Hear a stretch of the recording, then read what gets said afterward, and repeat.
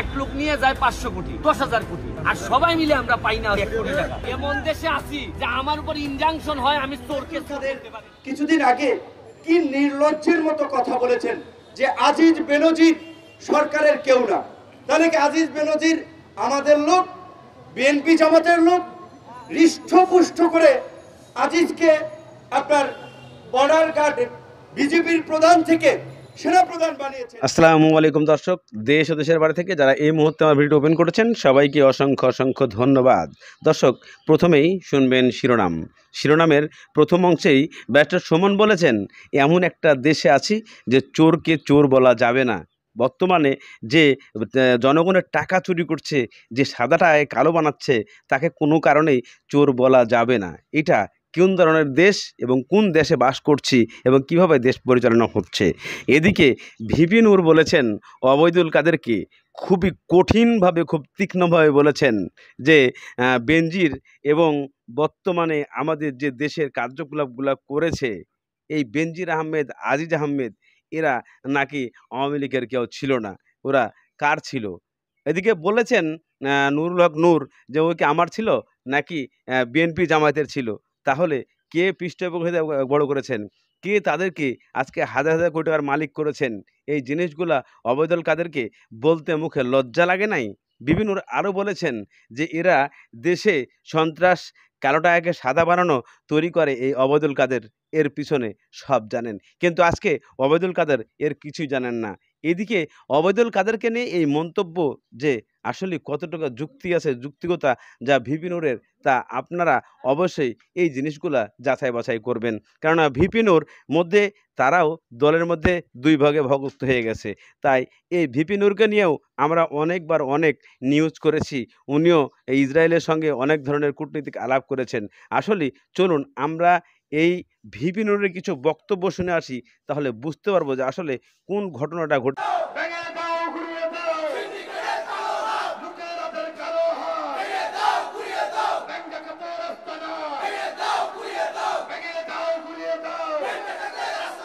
ওবায়দুল কাদের কিছুদিন আগে কি নির্লজ্জের মতো কথা বলেছেন যে আজিজ বেনজির সরকারের কেউ না।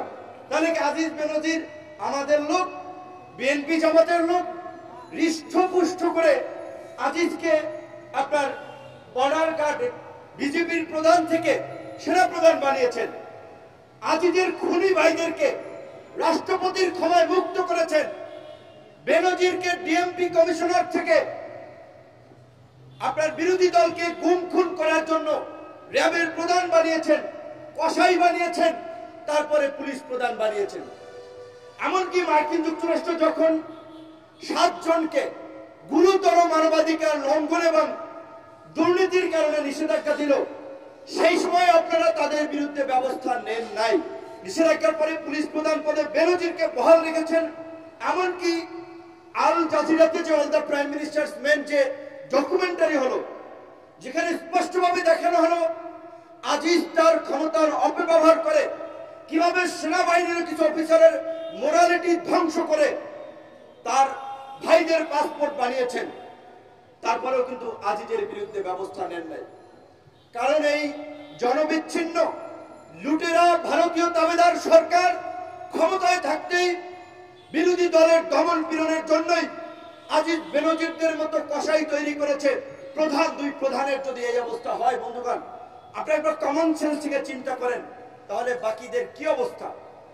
আজকে এমন কোন সরকারি সেক্টর, দপ্তর, অফিস আছে যেখানে ঘুষ দুর্নীতি চলে না? ঘুষ ছাড়া আপনি সেবা পাবেন। এমনকি হাসপাতালের মর্গে থেকে লাশ নিতে হলেও পুলিশকে ঘুষ দিতে হয়, হাসপাতাল কর্তৃপক্ষকে ঘুষ দিতে হয়। আজকে দুর্নীতি রাষ্ট্রের রন্ধ্রে রন্ধ্রে এইভাবে ছড়িয়ে পড়েছে। গতকালকে বাজেট দিয়েছে ছাত্রলীগের আমাদের ভাইদের বক্তব্য শুনলাম, তারা অনেকে প্রধানমন্ত্রীকে সমাজ বিজ্ঞানী, রাষ্ট্রবিজ্ঞানী, দার্শনিক বিভিন্ন পদে ভূষিত করেছে। তো এখন দলীয় নেত্রীকে, নেতা নেত্রীকে তো তারা ভূষিত করবেই। সমাজবিজ্ঞানী, রাষ্ট্রবিজ্ঞানী, দার্শনিক, কূটনীতিক, আন্তর্জাতিক, হ্যাং ত্যাং, এমনকি এমনও বলেছে যে শেখ হাসিনার হাতে যতদিন দেশ থাকবে উপমহাদেশ ছাড়িয়ে এশিয়ার সবচেয়ে উন্নত সমৃদ্ধ রাষ্ট্র নাকি হবে। অথচ এশিয়ার মধ্যেও যদি আপনি তুলনা করেন, বাংলাদেশের শিক্ষা ক্ষেত্রে বরাদ্দ সবচেয়ে কম, স্বাস্থ্য খাতে বরাদ্দ সবচেয়ে কম। তো এই যে আমাদের ছাত্রলীগের বন্ধুরা, ছাত্র বন্ধুরা পড়াশোনা করেও তারা গোয়েবলসের মতো সরকারের দালালি করার জন্য, লেজুর ভিত্তি করার জন্য মিথ্যা কথা বলে জাতিকে বিভ্রান্ত করছেন, তরুণ সমাজকে নৈতিকভাবে বিচ্যুত করছেন মিথ্যার ফাঁপা বেলুন দিয়ে, যে এটা শিক্ষা বান্ধব বাজেট, স্বাস্থ্য বান্ধব বাজেট, কৃষি বান্ধব বাজেট। অনেকদিন ধরে আমাদের সর্বমহলের বুদ্ধিজীবীরা বলে আসছেন বাজেটের ন্যূনতম 20% শিক্ষা খাতে বরাদ্দ দেওয়া উচিত বাংলাদেশের মতো একটা অনুন্নত এবং ওভার পপুলেটেড কান্ট্রির জন্য। এখন পর্যন্ত 53 বছরের ইতিহাসেও শিক্ষা খাতে বাজেট 12% ছাড়াইতে পারে নাই। গতবার ছিল 11.57, এইবার করেছে 11.88। তারপরে এই বাজেটে আপনি রিক্সা চালাইবেন, ব্যবসা করবেন, আপনার বাবা ভাই বাইরের দেশে ওই মরুর বুকে আপনার রোদে ঘামে বৃষ্টিতে ভিজে পয়সা ইনকাম করবে, দেশে পাঠাইবেন। এই বৈধ টাকা যদি ব্যাংকেও রাখেন, সম্পদও করেন, আপনাকে কর দিতে হবে। সেই করের মাত্রা সর্বোচ্চ সম্পদের ভেদে 30% পর্যন্ত। আর যারা সালমান এফ রহমানের মতো ব্যাংক ডাকাতি করবে, শেয়ার বাজার লুট করবে, ইসলামের মতো লুট করবে, কালো টাকা বানাবে, আজিজ বেনজির হবে, আজিজ বেনজিরের মতো সারা দেশের সম্পদের বাহার করবে, তাদের জন্য সরকার সুযোগ দিয়েছে যে ওরা পরিশ্রম করে, রক্ত পানি করে টাকা ইনকাম করে, এই জন্য ওরা গাদা, ওদের উপরে কর 30%। তোমরা চুরি চামারি করবা, গণভবনে কিছু পাঠাবা, এই বিভিন্ন বাহিনীর প্রধানদেরকে কিছু দিবা, তোমাদের জন্য কর কত? 15%। এই সরকার চোরকে প্রোটেকশন দেওয়ার জন্য, অবৈধ লুটেরাদের সুযোগ দেওয়ার জন্য এই কালো টাকা সাদা করার নামে মাত্র 15% করে। এটা এদিকে ভিপি নূর বলেছেন বাংলাদেশের বর্তমান সরকারকে নিয়ে মন্তব্য করেছেন এবং ওবায়দুল কাদেরকে নিয়ে মন্তব্য করেছেন, বাংলাদেশের দুর্নীতি নিয়ে মন্তব্য করেছেন। ইতিমধ্যে আপনারা সেই বক্তব্যগুলো শুনে গেছেন, কিন্তু ভিপি নূরের এই বক্তব্যের মাঝখানে কোনো এক জায়গায় কোনো প্রশ্ন কি লুকিয়ে আছে, নাকি ভিপি নূর মন গড়া কথা বলছেন? তাদের আমাদেরকে এই জিনিসটা খুঁজে বের করতে হবে। ভিপি নূর যে কথাগুলো বলছে যে বাংলাদেশে সাদা টাকাকে, কালো টাকাকে সাদা বানাতে সরকারের ইনভলভ আছে, আসলে কতটুকু যুক্তিগত এই কথার মাঝখানে, নাকি আসলে এই কথাটা সঠিক বলছে ভিপি নূর? যদি আমরা এই প্রশ্নটাকেই মেনে নিতে চাই, তাহলে আমাদেরকে বেনজির আহমেদের কাছে চলে যেতে হবে। বেনজির আহমেদ কিভাবে এত কালো টাকাকে সাদা বানানোর চেষ্টা করে আজকে ধরা খেয়েছে সরকারের হাতেই। তবে উনি যখন ক্ষমতায় ছিল তখন ধরা খায় নাই। যে ব্যক্তিটা বর্তমানে বাংলাদেশে চাকরি করে 2.25 কোটি টাকা তার অর্জিত অর্থ হয়, কিন্তু সেখানে 1700 কোটি টাকা এবং 1400 বিঘা জমি যখন সে তৈরি করতে পারে, তাহলে ভিপি নূরের কথার সঙ্গে 100% যুক্তি থাকতে পারে যে এরা বিশেষ করে কালো টাকাকে সাদা বানানো মেশিন তৈরি করেছেন। এরা বিভিন্নভাবে বিভিন্ন নেতাকর্মীকে দিয়ে নির্দিষ্ট 15% ভ্যাট দিয়ে এইটা ওটা করে তারা দেশ পরিচালনা করে এবং এই দেশের হাজার হাজার কোটি টাকা পাচার করছে দেশের বাইরে। এটাই বাংলাদেশের মূল নীতি, বাংলাদেশের মূল কার্যকলাপ, এটা বাংলাদেশের মূল এখন ইতিহাস সৃষ্টি হয়েছে। তবে এই ইতিহাসকে কেন্দ্র করে বাংলাদেশে অনেক কিছুই সৃষ্টি হয়েছে। চলুন আমরা ব্যারিস্টার সুমনের সেই নির্যাতিত মহিলাদেরকে দর্শন করলেন কে? আমাদের বাংলাদেশের একজন উপসচিব। সৌদি আরবে আমাদের যে মহিলারা যারা চাকরি করেন, তাদের যখন বিভিন্ন নির্যাতনের শিকার হয় প্রবাসী হিসাবে, তারা ধর্ষণের শিকার হয়, বিভিন্ন ধরনের নির্যাতনের শিকার হয় বিদেশি সৌদি দ্বারা, তখন তাদেরকে সেফ হোম বলে একটা জিনিস আছে, যেটা সৌদি আরবে আমাদের বাংলাদেশি হাই কমিশনে আছে একটা সেফ হোম। এখানের মধ্যে আইনা নির্যাতিত নিপীড়িত মহিলাদেরকে আইনা রাখা হয়, তাদেরকে মানে নিশ্চয়তা দেওয়া হয় যে কিছু করা হবে না। অথচ এই সেফ হোমেই আপনারা চিন্তা করবেন যে এই সেফ হোমেই নির্যাতিত মহিলাদেরকে দর্শন করলেন কে? আমাদের বাংলাদেশের একজন উপসচিব। ওনার নাম কি জানেন? মেহেদী হাসান। সৌদি আরবের বাংলাদেশ দূতাবাসের সেফ হোমে আশ্রিত গৃহকর্মীদের যৌন নির্যাতনের দায়ে উপসচিব মেহেদী হাসানকে চাকরিচ্যুত করা হয়েছে। বৃহস্পতিবার জনপ্রশাসন মন্ত্রণালয়ের সিনিয়র সচিব মোহাম্মদ মেজবাহ উদ্দিন চৌধুরী স্বাক্ষরিত এক প্রজ্ঞাপনে এই তথ্য জানানো হয়। প্রজ্ঞাপনে বলা হয়, 21তম বিসিএস ব্যাচের প্রশাসন ক্যাডারের কর্মকর্তা মেহেদী হাসান রিয়াদ দূতাবাসে কাউন্সিলরের দায়িত্ব পালনের সময় সেখানে আশ্রিত গৃহকর্মীদের যৌন নির্যাতন করেন বলে প্রশাসনিক তদন্তে প্রমাণিত হয়েছে। প্রমাণিত হওয়ার পর দেখলাম যে উনাকে শুধু চাকরিচ্যুত করা হয়েছে, যে না আপনি আর এই চাকরি করতে পারবেন না, আপনি যেহেতু আমাদের নিজেদের মহিলাদেরকে, যারা প্রবাসী মহিলাদেরকে আপনি নিজেই ধর্ষণ করছেন, এই জন্য আপনি আর চাকরি করতে পারবেন না। তার চাকরি চলে গেল। একটা ক্রিমিনাল মামলা এখন পর্যন্ত হইল না। আশ্চর্য লাগে যে ধর্ষণেরও বিভিন্ন রকম প্রকারভেদ আছে। আপনি যখন আপনার আন্ডারে যখন কেউ আশ্রিত হয়, আশ্রয় নেয়, প্রবাসী দ্বারা নির্যাতিত নিপীড়িত হয়ে আশ্রয় নেয়, তাকে যখন আপনি পুনরায় ধর্ষণ করেন, অনেকগুলা মহিলারে ধর্ষণ করেন, এই ধর্ষণ করার পর শুধু চাকরি যায়, উনি একজন কর্মকর্তা, কিন্তু একটা ক্রিমিনাল মামলা হয় না। এই রকম ডিসগ্রেসফুল, এই রকম লজ্জাজনক কাজ যে দেশে হয়, হওয়ার পর যদি ক্রিমিনাল মামলা না হয়, আপনি নিশ্চিত থাকেন এই দেশ অভিশপ্ত হবে। এই দেশ অভিশপ্ত হবে, আমি বলে দিচ্ছি আপনাকে। আর যে দেশ অভিশপ্ত হয়, এই দেশ কোনোদিন বঙ্গবন্ধুর সোনার বাংলা হইতে পারে না। আপনি দেখেন এই মেহেদী হাসান, এই যে মামলা গ্রেফতার ছাড়াই পেয়ে যাবেন পার পেয়ে যাচ্ছেন এই উপসচিব মেহেদী হাসান। উনি কত ব্যাচের? 21তম ব্যাচের বিসিএস এর। মানে হচ্ছে গিয়ে এটা লজ্জা যে একটা সেফ হোম, এমনিতেই প্রবাসীদের ঘামের রক্তের টাকার উপর আমরা বেঁচে আছি, এই প্রবাসীদের সেফ হোমে যারা নারীদেরকে ধর্ষণ করে, আপনারা নিজেরাই বললেন যে প্রমাণ পেয়েছেন, প্রমাণ পাওয়ার পর তাকে চাকরিচ্যুত করলেন, এখন পর্যন্ত একটা মামলা হইল না।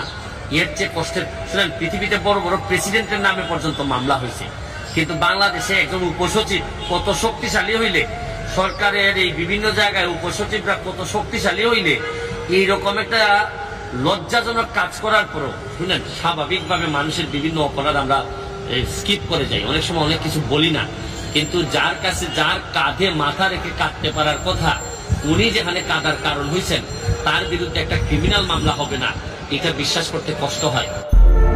প্রায়ই সৌদি আরবে বাংলাদেশি নারী গৃহকর্মীদের নির্যাতন ও নিগৃহীত হওয়ার খবর উঠে আসে গণমাধ্যমে। গৃহকর্মী হিসেবে কাজ করতে গিয়ে শারীরিক ও মানসিকভাবে নির্যাতনের শিকার হন অনেকেই। বছরের পর বছর নির্যাতনের শিকার হয়েও একই বাড়িতে কাজ করতে বাধ্য হন তারা। অনেক সময় পালিয়ে বাংলাদেশে অনেক নারী আশ্রয় নেন সৌদি আরবের বাংলাদেশ দূতাবাসের সেফ হোমে। তবে আতঙ্কের বিষয় হচ্ছে সেফ হোমেও নিরাপত্তা পাচ্ছেন না নারীরা। সম্প্রতি সামনে এসেছে সেফ হোমে নারীদের যৌন নির্যাতনের একটি ঘটনা। এই ঘটনায় সৌদি আরবের বাংলাদেশ দূতাবাসের একজন উপসচিবকে সেফ হোমে আশ্রিত গৃহকর্মীদের যৌন নির্যাতন ও ধর্ষণের দায়ে চাকরি থেকে বরখাস্ত করা হয়েছে। আমি বিশ্বাস করি যে খুব দ্রুত তার বিরুদ্ধে একটা ক্রিমিনাল মামলা আপনারা শুরু করবেন, আর না হয় আমি আপনাদেরকে বলি প্রয়োজনে আমরা হাইকোর্টে যাব। তবে লজ্জা লাগে যে এইসব জিনিস নিয়ে হাইকোর্টে যেতে। আমার কাছে মনে হয় আপনারা এই যে বিবেক অথবা আপনাদের মাথা অন্য জায়গায় বন্ধক দিচ্ছেন, এবং আপনারা ওই যে আগেই মাথার মধ্যে ঢুকাই রাখছেন যে এই ধরনের লোকের বিরুদ্ধে মামলা করা যাবে না, এগুলো অসুবিধা আছে, এগুলো থেকে বেরোয় আসে। আজকের মতো বিদায় নিচ্ছি। এক লোক নিয়ে যায় 500 কোটি, 10,000 কোটি, আর সবাই মিলে আমরা পাই না 1 কোটি টাকা। এমন দেশে আছি যে আমার উপর ইনজাংশন হয়, আমি চোরকে চোর বলতে পারি না। তুমি জানো, সত্য কথা বলা বাংলাদেশের সবচেয়ে কঠিন কাজের একটা। যদি একটা জিনিস মনে রাখবা, এদের সাথে ঝামেলা করার কোনো দরকার নাই, কারণ কয়দিন পরে এই এলাকার এসপি তো তুমি হবে, তারা তো আর এসপি হবে না। তোমার সাথে যারা ঝগড়া করতেছে এই মার্কেটে, ও সারা জীবন এই মার্কেটেই থাকবে, কিন্তু তুমি এই এলাকার এসপি হবা, ওই এই এলাকারই শাসন করবা। এখন যারা এখানের এডিসি, আমাদের পুলিশের, এর মধ্যে প্রায় 60 কি 70% হচ্ছে গিয়ে আগে এখানে এরা ছাত্র হিসেবে দৌড়াইছে, এখন এরা আমাদেরকে দৌড়ায় মাঝে মধ্যে। ইতিমধ্যে আপনারা ব্যারিস্টার সুমনের সে বক্তব্যগুলো শুনেছেন। ব্যারিস্টার সুমন মেহেদী উপসচিবকে নিয়ে কথা বলছে, প্রবাসী নারীর সাথে যে ধর্ষণ যে কাহিনীটা ঘটেছিল। ব্যারিস্টার সুমন দুঃখ প্রকাশ করে বলেছেন যে এই সমস্ত মানুষের বিচার হয় শুধু চাকরি চলে যাওয়া, ক্রিমিনালি কোনো বিচার হয় নাই। তাহলে এটা সোনার বাংলাদেশ হতে পারে না। একজন মানুষ নির্যাতিত হয়েছে, এর শাস্তি একজন মানুষের চাকরি চলে যায়, এটা কোনো বিচারের আওতায় পড়ে না। কারণ আমাদের দেশের আইন অনেক অনেক নড়বড়ে, কেননা আমরা দলীয়ভাবে অনেক কিছু জিনিসকে আপোস করতে চাই, কিন্তু এটা সোনার বাংলা গড়তে আমাদের এই বঙ্গবন্ধু এই জিনিসটা তৈরি করে যান নাই। কেননা এইভাবে একটা মানুষ যে 21তম ব্যাচের বিসিএস ক্যাডার, এই মেহেদী সচিব, উনি উপসচিব, উনি বিশেষ করে যারা বাংলাদেশের প্রবাসী ছিলেন তাদেরকে সেফটি দেওয়ার জন্য, তাদেরকে কাজ করার জন্য, তাদেরকে সহযোগিতা দেওয়ার জন্য তাকে পাঠানো হয়েছিল। কিন্তু তার বিনিময়ে উনি একটা নারীকে ধর্ষণ করে তার সবকিছু জীবনটা ধ্বংস করে দিয়েছে। বিনিময়ে সরকার তাকে করলেন কি? তাকে শুধুমাত্র চাকরি থেকে বঞ্চিত করলেন। এটা আমরা কোন দেশে বসবাস করছি? যে দেশের আইনে শুধুমাত্র একটা মেয়ের লাইফ, একটা মেয়ের জীবন শুধু একজন মানুষের চাকরি। তার বিরুদ্ধে কোনো ক্রিমিনালি আইনি ব্যবস্থা নেই। এটা আমাদের বাংলাদেশের কোন কালচার? এটা কি আমাদের বঙ্গবন্ধুর সোনার বাংলাদেশের কালচার? কখনোই হতে পারে না। আমাদের এই দেশে শুধু মানুষ আছে, কেউ হাজার কোটি টাকা নিয়ে যায় আর সে কালো টাকাকে সাদা বানায়, আর আমরা একটা টাকাও পাই না। দেশের এই ইতিহাসে আপনাদের কাছে অনেক দুঃখিত এবং আপনাদেরকে অনেক ধন্যবাদ।